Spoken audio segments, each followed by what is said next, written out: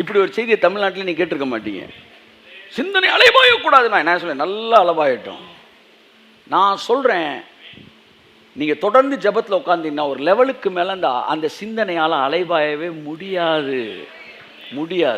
ஏறக்குறை 30 வருடம் கடவுள் நடந்து நான் சொல்கிறேன், எவ்வளோ பெரிய சிந்தனை அலைபாயிரவனா இருந்தான், நீ பாட்டுக்க நீ உடனே பெரிய நல்லகுடி நினைமை இருந்துச்சு, சே வந்து கடத்தட்ட உட்கார முடியல அப்படின்னு வெளியே போய், இதுதான் சுயநீதின்றேன். இதுதான் அதிக பிரசங்கித்தனம்ன்றேன். உட்காரு அமைதியாக, உட்கார கற்றுக்க. முடி வெட்டுறது நாங்கள் வெட்டிக்கிறோம், ஒழுக்கம் உட்கார கற்றுக்க. உட்கார கற்றுக்கொள்ளுங்கள் முதலாவது, பின்பு ஜெபிக்க கற்றுக்கொள்ளுங்கள். ஆமாம், உட்காரதுலன்னு சொல்லி தரணும் போல. ஜபமே வரலைனாலும் உட்காரணும். சிந்தனை அளவாஞ்சிக்கிட்டு அப்படின்னா என்ன அர்த்தம்னா, ப்ரெசன்ஸ் வந்துருச்சுன்னு அர்த்தம். வந்த உடனே இது ஃபுல்லாக கலையுது, அசுத்தாவிலாம் வெளியேறுது. கொஞ்ச நேரத்தில் எல்லாம் வெளியே போயிடும். அதுக்கப்புறம் நீங்கள் தேடினாலும் கிடைக்காது. அதுக்கப்புறம் நீங்கள் க்ளீனாக டியூனுக்கு ஆகிறீங்க. அவரே பொறுமையாக இருக்கார், உங்களுக்கு என்ன பொறுமை இல்லை, அவர் பரவாயில்லன்றார். அதனால் ப்ரேயரில் உட்காந்தோடனே சிந்தனை அளவாயும் வெளியே எந்திரிச்சிடக்கூடாது. இதெல்லாம் ப்ராக்டிக்கல் டிப்ஸ் நான் உங்கள்கிட்ட பேசிகிட்டு இருக்கிறேன். ஸோ அதுக்கப்புறம் உங்கள் மைண்டு டியூன் ஆயிரும், கடவுளோட நீங்கள் நெருங்கி உறவாட ஆரம்பிச்சிருவீங்க. தொடர்ந்து உறவாடிக்கிட்டு இருக்கவனுக்கு இந்த பிரச்சனையே இருக்காது. ஏன்னா ஏற்கனவே ரூமை ஃபுல்லாக க்ளீன் பண்ணியிருக்கானா, போனவொடனே தேவைப்பட்ட ஒரு மாபிங் போட்டுக்கலாம், இல்லாட்டி அப்படியே கண்டினியூ பண்ணிடலாம். இதுதான் ப்ரேயரில் நீங்கள் உட்காரும்போது எல்லாம் வெளியே போயிடும். ஸோ தேவனை தேடும் போதே உங்களுக்கு ஆசீர்வாதம் இருக்குது. இன்றைக்கி நைட்டு உட்காந்து அவர் முகத்தை தேடுங்க, நாளை காலை நல்ல செய்திகளும் உங்கள் காதுகள் கேட்க ஆரம்பிக்கும். ஆமாம். ஸோ சீக்கிங் காட்ஸ் ஃபேஸ், பெரிய பெரிய ராஜாக்கெல்லாம் அதை செஞ்சுருக்கிறாங்க. இன்றைக்கி ஒரே ஒரு விஷயத்தை, ஒரு சாப்டரை வாசிச்சுட்டு அதை ஒரு 3 பாயிண்ட் சொல்ல விரும்புகிறேன்.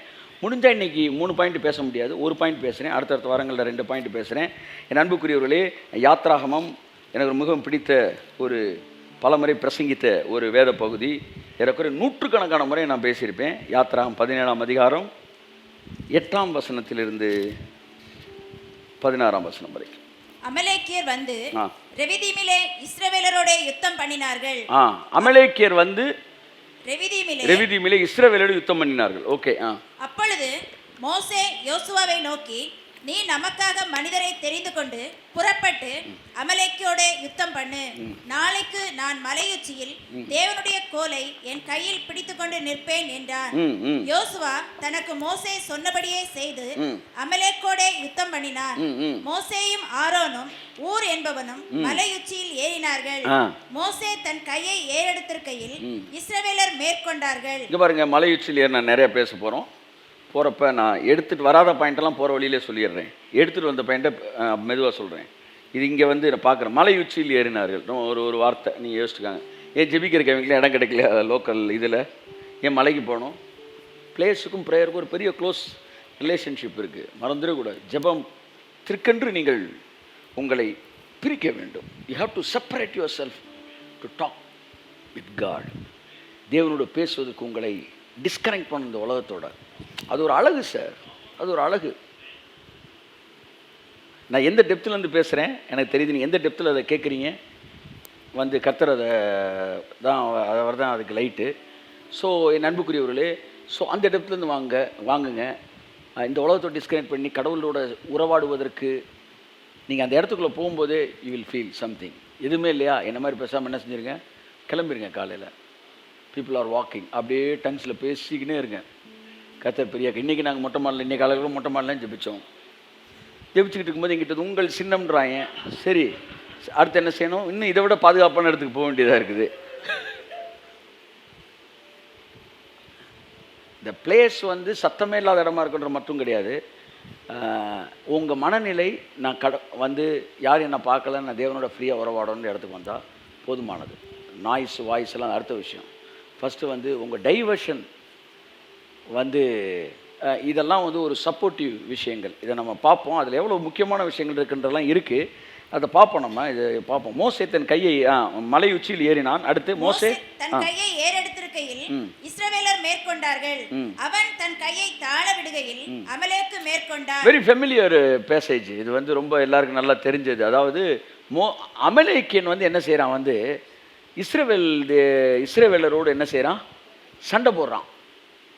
அதாவது தேவன் செங்கடலை திறந்து கூட்டு வந்திருக்கிறார். இந்த செய்தியை கேட்ட உடனே அம்புட்டு பேர் என்ன செஞ்சுட்டாங்க, ஆஃப் ஆகிட்டான். எவனுமே எதிர்த்து நிற்கலை. ஏன்னா அவனுக்கு தெரியுது செங்கடல் பிறந்திருக்கிறாங்க, நிறைய அற்புதத்தோடு வந்திருக்கிறாங்கன்னு. ஆனால் இந்த அமலேக்கியர் சொல்கிறான், யார் வர சொல்லியா, அவன் மோசமான முக்கியமானவங்க அப்படி பேசுகிறான். அமலேக்கியன்னா அகங்காரத்தின் மொத்த உருவம்.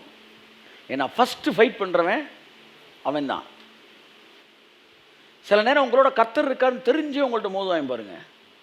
தேவன் உங்க கூட பேசுகிறான்னு தெரிஞ்சு உங்கள்கிட்ட மோதுவாங்க. உங்கள் கரங்களில் தேவன் பலத்த காரியங்களை செய்கிறான்னு தெரிஞ்சே மோதுவாங்க. அவனுக்கெல்லாம் பேர் அமலேக்கியன். தேவன் இந்த ஒரு ஜாதியை மட்டும் விரட்டி விரட்டி அழிச்சார். கடைசி அமலேக்கியன் இந்த உலகத்தில் இருக்கக்கூடாதுன்னாரு. எந்த நாட்டில் படையெடுத்து போனாலும் அங்கே இருக்கிற பொருட்களை எடுத்துக்க, ஆளை கொன்று, இல்லாட்டி ஆட்களை அடிமையாக எடுத்துக்கன்னுவார். சில நேரம் ஆட்களை கொண்டு பிள்ளைகளை விட்டுருவார். ஆனால் அமலேக்கியர்கள் இருக்கிற இடத்துக்கு போனால் கூட, அமலேக்கியர்கள் இருக்கிற இடத்துக்கு போனால் மட்டும் சின்ன பிள்ளைய கூட காலை பிடிச்சி செவுத்தில் தலையடிச்சு காலி விடுகிறார். ஏன்? அந்த ஒரு வித்து கூட இந்த உலகத்தில் வரக்கூடாது. ஏனென்றால் சந்ததி சந்ததியாக, தலைமுறை தலைமுறையாக தேவனுடைய மனுஷன் என்று தெரிந்த பின்பும் அவனிடத்தில் போரிடுகிறவர்கள் அமலேக்கியர்கள் போல துணிகரமாக இருக்கிறவர்களுக்கு சந்ததியவே கருவிருக்கிற ஒரு தேவன் என்பதை இந்த பேசேஜில் அவர் சொல்றார். அவனை கடைசி வரை விட மாட்டேன்றான்றார். தெரியாமல் ஒருத்தன் கண்டக்டர் உங்களை பஸ்ஸில் நீ ஆளாயா போயா அப்படின்டா விட்டுருவார். நல்லா தெரிஞ்சுக்காங்க. ஏன்னா அவனுக்கு தெரியாது. இங்கே பாருங்க, 1 சாமுவேலில் நான் ஒரு விஷயம் சொல்கிறேன், நீங்கள் இப்போ எடுக்க வேண்டாம். 1 சாமுவேலில் 2 சாமுவேல் 6 எடுத்துக்காங்க. 2 சாமுவேல் 6 தான் ஒருத்தன் என்ன செய்கிறான், உடன்படிக்கை பெட்டியில் கை நீட்டுறான். நீட்டின ஒன்று என்ன ஆகி போச்சு, அட்ராவனா அப்படின்றாரு. எல்லாம் சொல்லுங்கள் சொல்லுங்கள். போகிற போக்கில் ஆவியானவர் பேசுகிறதெல்லாம் பேசிட்டு போகிறேன். அவன் என்ன செஞ்சான் சொல்லுங்கள் சார்? தள்ளாடிச்சு சார். சொல்லுங்கள். தள்ளாடிச்சு. அவர் கொஞ்சம் தள்ளாடினாரு. அதனால் நான் சும்மா கை நீட்டலையே, அவர் தள்ளாடினதைத்தான் கை நீட்டினேன்னா. கர்த்தர் சொன்னார், அவர் தள்ளாடினாலும் அவன் அல்லாடினாலும் நீ எதுக்குடா கை நீட்டினார். கை தட்டுக்கோடு அவருக்கு. Amen. You must know God's heart. மாடு மிரண்டுச்சு, பெட்டி ஆடிருச்சு. பெட்டி யாரு? ஊழியக்காரன். அப்போ அந்த உடன்படிக்கை, அவன் தான் தேவனுக்கும் மனுஷனுக்கு உடன்படிக்கை. மனிதன் உடன்படிக்கை பெட்டியாக நிற்கிறான். இப்போ இந்த பெட்டி சில நேரம் தள்ளாடிடுது. என்ன செய்யுது? தள்ளாடிடுது. ஆபிக்கிற வாழ்க்கையில் தள்ளாடுறாரு, பரிசுத்தத்தில் தள்ளாடுறாரு. ஏதோ ஒன்று லைட்டாக அப்படி கால் இடருது. இடர்னதான் நான் கை நீட்டணும். இங்கே நீட்டிப்பாரு. நீட்டினு அடிஸ்டார் தேவன். That is not your business. செத்துட்டான், சுருண்டு விழுந்து செத்துட்டான். எல்லாம் ஃபுல் பீக்கில் ஆடிட்டான். ஆடிக்கிட்டு சத்துன்னு சுருண்டு எப்படி இருக்கும் அந்த சீனு? அப்படியே திரும்புகிறாங்க, மிரண்டுட்டாங்க. தாவீது மிரண்டுட்டான். டான்ஸ் நின்றுச்சு. மேலே வாசிக்கிறான், நின்ட்டான். என்னையா செஞ்சார்? கையை நீட்டினார் சார். சரி, இன்னைக்கு இதோட முடிச்சுக்கோன்ட்டான். அப்புறம் மெதுவாக தாவிதிட்டு வரேன், ஐயா பெட்டியை எங்கே வைப்போம்? பெட்டியை அப்படின்னு ஐயா ஆன்றான். எல்லாம் எவன்லாம் பார்க்குறான் பின்னாடி ஸ்டெப் 2 ஸ்டெப் பின்னாடி போகிறான். பக்கத்தில் சொன்ன, ஐயா நம்ம வீட்டில் வச்சிடலாம்ல பெட்டி. என்ன தாவிது? இப்போ பெட்டி மேலே எங்களுக்கு கொஞ்சம் பயம் வந்துருச்சு. இது வரைக்கும் டான்ஸுக்கு ஏதோ டான்ஸு எல்லாம் சொல்லுங்க அப்படின்னு நினச்சி பேசிட்டோம் சார். ஆனால் இந்த டான்ஸுக்கு பின்னாடி ஒரு பவர் இருக்குன்னு, இவ்வளோ பெரிய டெரர் இருக்குன்னு எங்களுக்கு இப்போ தான் சார் தெரியுதுன்னு. கடைசியில் ஓபோத்தியமன்னு ஒரு தயிர் சாதத்தை சிக்கிட்டான். அவனை இழுத்துட்டு வந்துட்டான். ஐயா மாடு இறக்குறது இவன் வீட்டில் வச்சிரும். அதுன்றான், கொண்டு போய் வீட்டில் வைங்கடானா. வீட்டில் வச்சது நிமித்த கர்த்தரவன் ஆசீர்வதிச்சார்.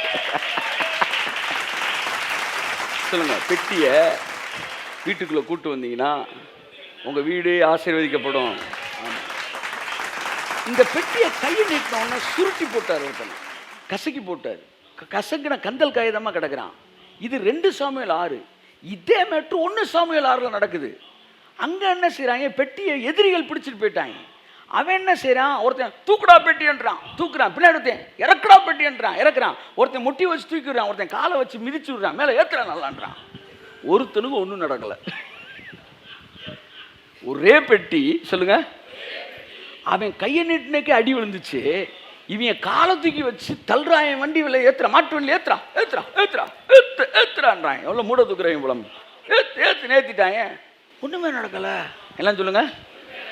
வெளியில் இருக்கிறவன் ஊழியக்காரன் அடித்தா கூட அவனுக்கு ஒன்றும் நடக்காது. ஆனால் உள்ளே இருக்கிறவன் கை நீட்டினா கூட போட்டுறாரு. இப்படி தான் அமைதியாக இருந்துச்சு. See how God is dealing the people. So இப்போ என்ன மேட்ருனா வந்து இந்த அமலேக்கியன் வந்து ஒரு திமிர் பிடிச்சவன். ஏதாச்சும் ரெவலேஷன் வந்துச்சுன்னா டேக்ஸில் படிச்சுட்டு வந்திருக்காரு சார். எப்படி டேக்ஸில் படிச்சுட்டு வந்துரு, அவர் அந்த ரெஃபரன்ஸில் படிச்சுட்டு வந்திருக்கிறாரு. ஃபுல்லாக நிறையா படிக்கிறான். இதெல்லாம் கடவுள் கொடுத்தோன்னு சொல்லாத. ஒரு சீசனில் எதிரிகள் இப்படி தான் பேசினாங்க. பெரிய அவுட்ஸ்டாண்டிங் ரெவலேஷனை பேசிகிட்டு இருப்போம். அதுக்கெலாம் அப்போ கூகுள்லாம் கிடையாது. நீ இப்போ வந்துருந்தா கூகுள்னு இருப்பாங்க. அப்போ வந்து அது இதுன்ட்டாங்க. உடனே என்ன ஆண்டவர் என்ன, சரி அப்போ இனிமேல் வந்து தியரி வேணாண்டா, ப்ராக்டிக்கலில் போயிடும்டான்ட்டு.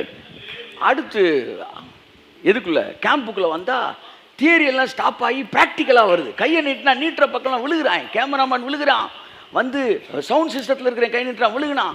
50 பேர் விழுகிறான். கேமரா தூக்கிட்டு வந்து கேமராவோட விழுகிறான். ஏசு கிறிஸ்துவ நாமத்தில் சொல்கிறேன், அங்கே ஒரு 1000 பேர் இருந்தாங்க. அதில் ஒரே ஒருத்தன் தாங்க நின்றுக்கிட்டு இருக்கேன். நான் மட்டும் தான் நின்றுக்கிட்டு இருந்தேன். இதில் கொஞ்சம் லைட்டாக அவங்களுக்கு எல்லாருக்கும் அடிவேறு கலந்துருச்சு.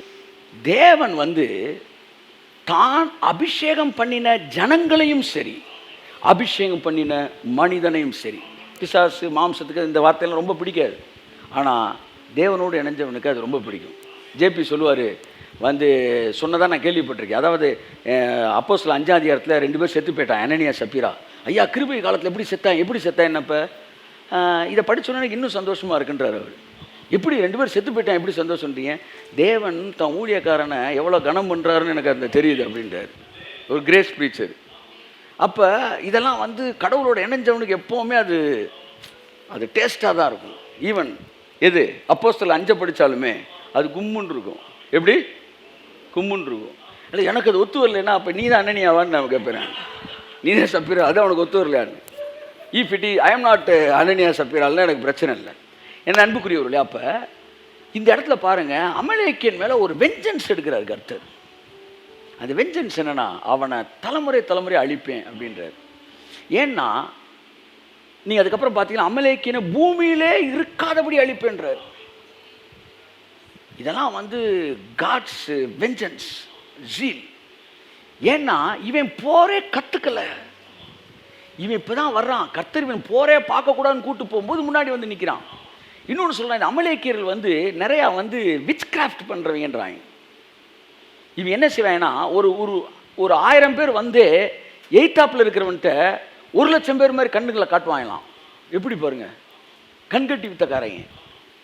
அது 1,00,000 பேர் பார்த்த உடனே இங்கே இருக்கிறவன் 50,000 பேர் இருப்பான், அவன் செத்துருவான், விழுந்துடுவான், மயங்கிடுவான். இப்படி பெரிய வித்தைகள் தெரிஞ்ச மந்திரவாதிகள் நான்.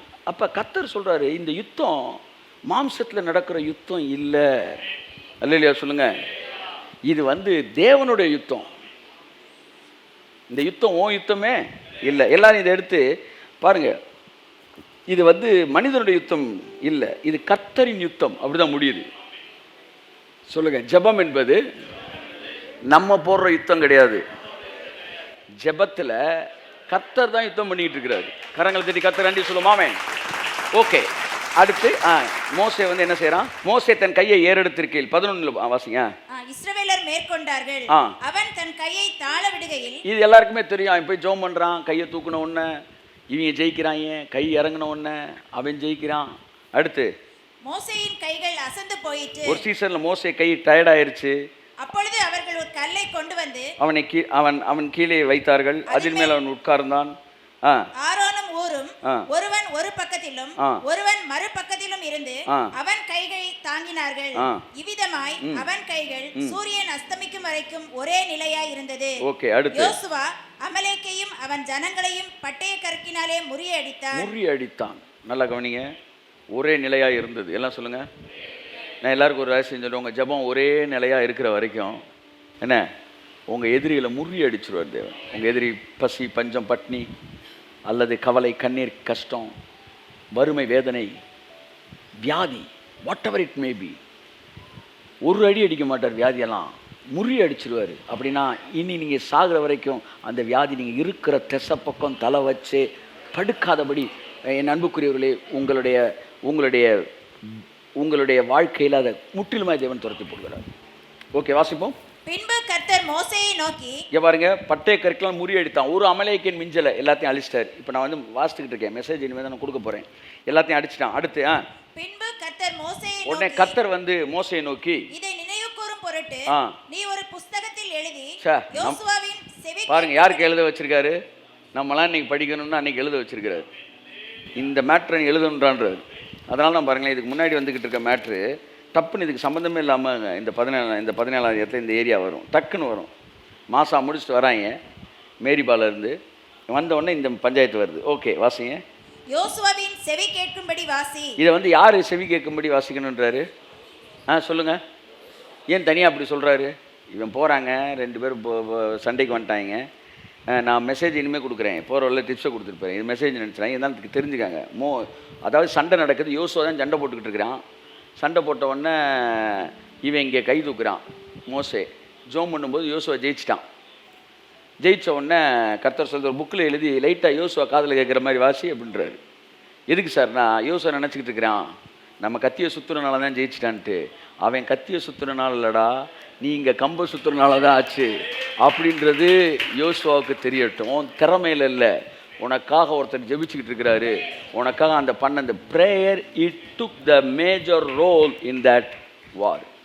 உன் வாழ்க்கையில் மேஜர் ரோல் வந்து உன் திறமை கிடையாது, உன் காதில் நல்லா வாங்கிக்க, உன் அறிவு கிடையாது, உன் பழக்க வழக்கம் கிடையாது, உன் கூட இருக்கிறவங்க எத்தனை பேருன்றது கிடையாது. நீ எவ்வளவு நேரம் தேவனோட பேசுறன்றது தான் உன் வாழ்க்கையின் வெற்றி. கரங்களை தட்டி கர்த்தருக்கு நன்றி சொல்லுவோம். அப்ப வாசிங்க. அமலேக்கை வானத்தின் கீழங்கும் இராதபடிக்கு நாசம் பண்ணுவேன் என்றார். சீக்கிரம். மோசே ஒரு பலிபீடத்தை கட்டி அதற்கு யெகோவா நிசி என்று பெயரிட்டு, அமலேக்கின் கை கர்த்தருடைய சிங்காசனத்திற்கு விரோதமாய் இருந்தபடியால் தலைமுறை தோறும் அவனுக்கு விரோதமாய் கர்த்தரின் யுத்தம் நடக்கும் என்றார். இந்த பகுதிக்காய் கரங்களை தட்டி கர்த்தருக்கு நன்றி சொல்லுவோம். அன்புக்குரியவர்களே, ஓகே, நாம் இந்த பேசேஜை ஃபுல்லாக வாசித்துட்டோம். அதாவது ரெவிதீம்ன்ற இடத்துல அமலேக்கியர்களுக்கும் இஸ்ரவேலர்களுக்கும் பெரிய யுத்தம் வருகிறது. அந்த யுத்தம் வரும்போது இவர்களால் ஜெயிக்க முடியாத சூழ்நிலை. அப்போ வந்து மோசே சொல்கிறான், யோசுவாவை நீ சண்டை போடுப்பா, நான் மலை உச்சியிலிருந்து நான் தேவனுடைய கோலை பிடித்து கொண்டு நிற்கிறேன் என்றான். ஜெபத்தை குறித்த ஒரு படத்தை உங்களுக்கு நான் கொடுக்க விரும்புகிறேன். முதலாவது, ஜெபம் என்பது என்ன? மோசே சொல்கிறான், நான் போய் நிற்பேன் அப்படின்னு சொல்லலை. தேவன் எனக்கு ஒரு கோல் கொடுத்தாரு. அந்த கோலை கொடுக்கும்போது எனக்கு சொன்னார், என்ன சொன்னார்னா, இதை வைத்து நீ அற்புதங்களை செய்வாய், இதை வைத்து தான், இதை கொண்டு நீ பெரிய அற்புதங்களை செய்வாய், இஸ்ரவேலில் ஜனங்களை எகிப்திலிருந்து மீட்டு கொண்டு கானானுக்கு கொண்டு போய் சேர்ப்பேன்னு சொன்னார். அப்போ வந்து இந்த கம்பதானை கொடுத்தாரு. நான் அவர்கிட்ட போய் என்னன்னு கேட்டு வந்துடுறேன்றான். கையெழுத்து. ஆமென். பிரேயர் அப்படின்னா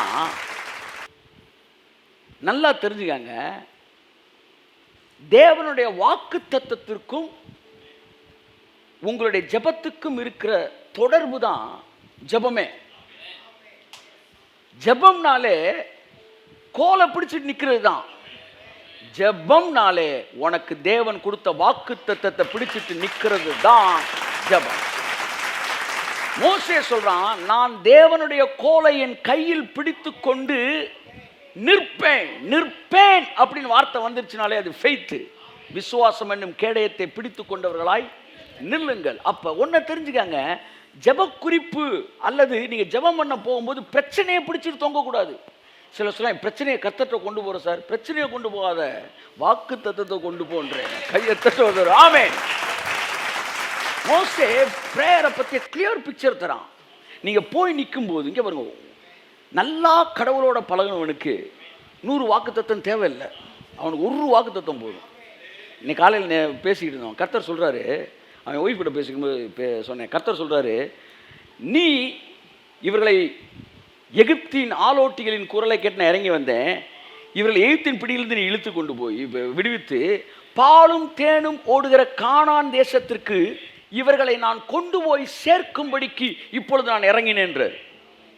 அப்போ முத சொல்கிறாரு, இவங்களை இங்கேருந்து விடுவிக்க போகிறேன், விடுவிச்சதோடு நான் விட போகிறதில்ல, இவனை பாலும் தேனும் ஓடுகிற கானான் தேசத்தில் கொண்டு போய் சேர்ப்பேன். முடிஞ்சு போச்சு. இந்த ஒரே வசனத்துக்குள்ள 40 வருஷம் முடிஞ்சு போச்சு அவன் கணக்குக்கு. இடையில 40 வருஷத்துக்கு இவன் ஒவ்வொன்றுக்கும் ஜெபம் பண்ணி கேட்க வேண்டிய அவசியமே கிடையாது. பெலிஸ்தியன் வரான், ஆண்டவரே இவனை அடிச்சிருவானா, ஏன்டா கேள்வி கேட்கிற? ஐயா வந்து அடுத்து ஏவியன் வரான், எமோரியன் வரான், கிர்காசியன் வரான், ஏத்தியன் வரான், எவன் வந்துட்டு போட்டுமே, உனக்கு என்ன நான் சொன்னேன், ஒன்ன கானான்ல போய் சேர்ப்பேன்னு சொன்னேன்னா அந்த ஒண்ணு போதுடா உன்னை கடைசி வரை நான் கொண்டு போறதுக்கு. நன்றாக அவரோடு பழகினவர்களுக்கு இன்னொரு வாக்குத்தத்தம் தேவையே கிடையாது, ஒன்று போதும்யா, ஒன்று போதும். அவன் சொல்றான், இன்னைக்கு வந்து டெய்லி ஒரு கோல் கேட்டுக்கிட்டு இருக்கிறான். அவன் சொல்றான், என்னை கூப்பிட்றப்ப கொடுத்த கோல் தான், உன்னை வச்சே காலி பண்ணிட்டான். அந்த கோலை வச்சு தான் வந்து நைல் நதி அடித்தான், அந்த கோலை வச்சு தான் ஈர் பேன்களை கொண்டு வந்தான், அந்த கோலை வச்சான் வண்டு கொண்டு வந்தான், அந்த கோலை வச்சான் கண்மலையில் தண்ணீரை கொண்டு வந்தான், அந்த கோலை வச்சு தான் செங்கடலை பழந்தான். சொல்லுங்க, ஒரு வாக்குத்தத்தத்தை வச்சுட்டு எம்புட்டு அற்புதம் பண்ணியிருக்கிறான். நீ இம்புட்டு வாக்குத்தத்தத்தை வாங்கிட்டு தலையில் கை வச்சுட்டு உட்காந்துருக்கியம்மா, இம்புட்டு வாக்குத்தத்தத்தை வாங்கிட்டு. அவன் சொன்னா, எனக்கு ஒரு வாக்குத்தத்தம் தான்டா கொடுத்தாரு. சொல்லுங்க, சாகுற வரைக்கும் ஒன்று போதும், ஒன்று போதும். நீ முதிர் வயதில் என்னை நீ வந்து வந்து அறையை வேறொருவன் கட்டுவான் அப்படின்னு சொல்ல. இளம் வயதிலே நீ இஷ்டமான இடத்துக்கு போனா, முதிர் வயதில் வந்து உனக்கு இஷ்டம் இல்லாத இடத்துக்கு கூட்டு போவேன். நான் அப்பவே பேதுரு போட்டுக்கிட்டான், அப்போ முதிர் வயது வரை இருக்கிறோம் போலடான்ட்டு. Is an optimist. அப்போ வெட்ட போகிறான் வந்து சிறைச்சாலையில், ஒன்றும் நடக்கிறா சாமின்றான். ஐயா ஜபம் ஒன்றும் வேணாம், பெசாம தூங்குறான். வாக்கு தத்தருக்கு என்ன முதிர் வயதில் கட்டாயம் நடந்துருமா சார்? நாளை காலையில் மறுதளிப்பு என்னார், அதே நடந்திருக்கு, அது நடந்தா இது நடக்காதா அப்படின்றா. ஸோ ஜபத்துக்கு போகும்போது வாக்கு தத்தத்தை தேடு. அங்கனக்குள்ள போய் தேடிட்டு இருக்கான். ஆமாம், எங்கே வச்சேன்? நல்லா கவனிங்க, உங்களுடைய பலமே என்ன தெரியுமா? ஒரு போலீஸ்காரோட பலம் என்ன? ஒரு எதிரியை பிடிக்க போகிற ஷூட்டிங் ஆர்டர் இருக்குன்னா என்ன பலம்? அது ரிவால்வர் தான் பலம். அங்கனுக்குள்ள போயிட்டு ஐயா வீட்டில் வச்சுட்டு வந்துட்டேன் போல.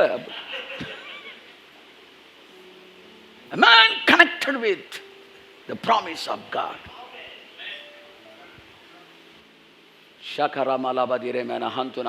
ஜெபம் என்பது என்ன? தேவனுடைய சமூகத்திலே நின்று வாக்குத்தத்தத்தை பேசுவது, தேவனுடைய சமூகத்தில் நின்று தேவன் உரைத்த தீர்க்க தரிசனங்களை பேசுவது. எது இருக்கிறதோ அதை பேசுவதல்ல, எது வேண்டுமோ அதை பேசுவது. Speaking, not speaking the problem, but speaking the solution. Which is the solution? The word of God, the promise of God, the prophecy of God, the covenant of God is the solution of all your problems.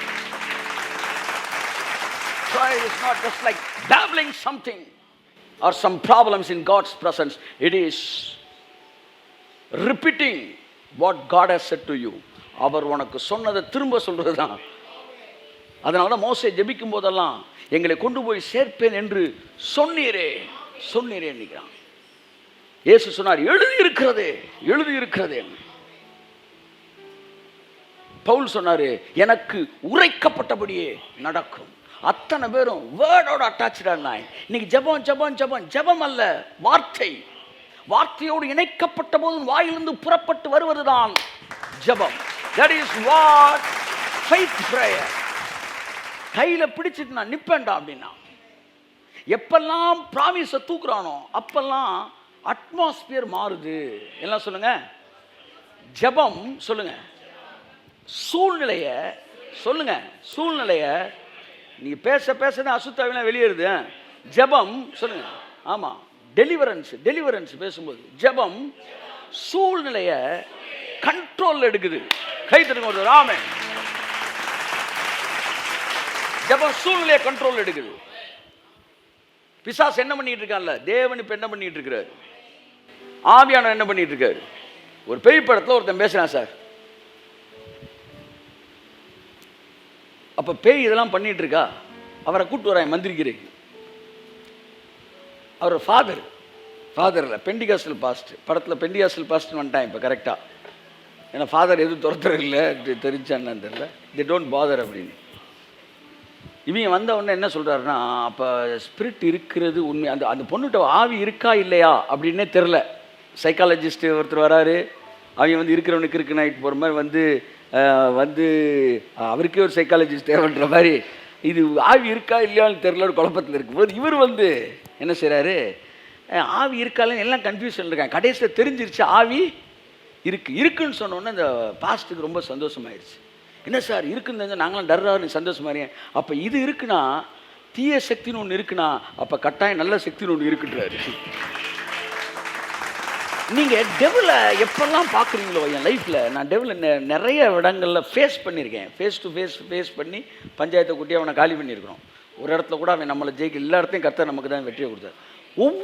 அவன் தன்னை manifest பண்ணுற ஒவ்வொரு முறையும் நான் வாழ்க்கையில் வந்து கண்கூட பார்த்த விஷயம், அதுவரை நான் பார்க்காத அளவு தேவனுடைய மேனிஃபெஸ்டேஷனை நான் பார்ப்பேன்.